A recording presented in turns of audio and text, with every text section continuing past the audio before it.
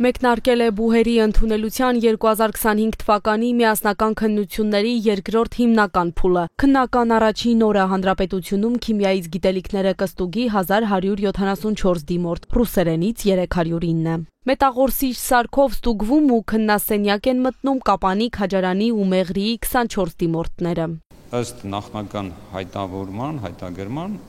տվյալները հետևյալներ՝ քիմիայից 16 դիմորդ, ռուսերենից 8 դիմորդ, ընդհանուր 24 եւ բացակա չունենք։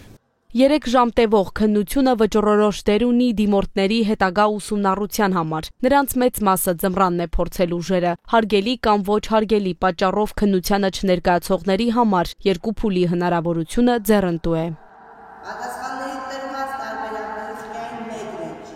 Առաջի անգամ ստացել եմ 14.25, ակնկալում էի ավելի բարձր միավոր, այդ պատճառով էլ մասնակցեցի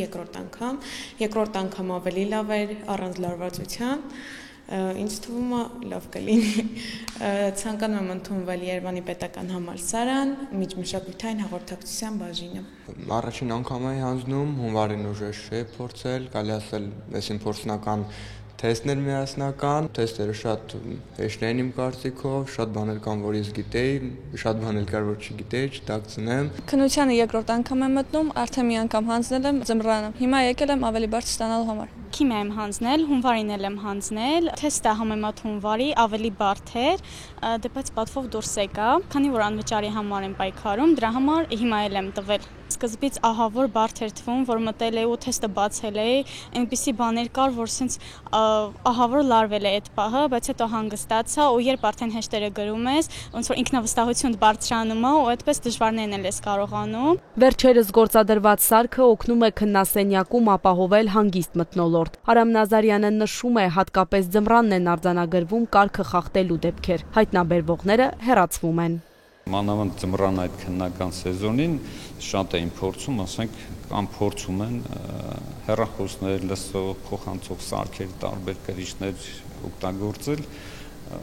որը ընդհանուր օբյեկտիվ պատկերը աղավաղում է։ Բուհի ընդունելության համար հիմք է ընդունվում երկու քննություններից ստացած ամենաբարձր գնահատականը։ Պետք է համեմատաբար բարձր լինի, որպեսզի այդ մրցույթը կարողանանք ապահովել։ Եթե բոլորը բարձր կամ միան տեսագնահատական ստացան, մրցույթը անցկացնել հնարավոր չի լինի։ Բարդությունը դրա հետ է կապված, բոլոր առարկաներն են, այսինքն պետք է այնպիսի կառուցվածք եւ բարդության աստիճան ունենա, որ դիմորդների պատրաստվածության աստիճանից ելնելով այդ ցրվածությունը ապահովի, որպեսզի մրցույթ ստացվի։ Հանրապետությունում միասնական քննությունների հիմնական փուլին հայտագրվել է ընդհանուր 15970 դիմորդ։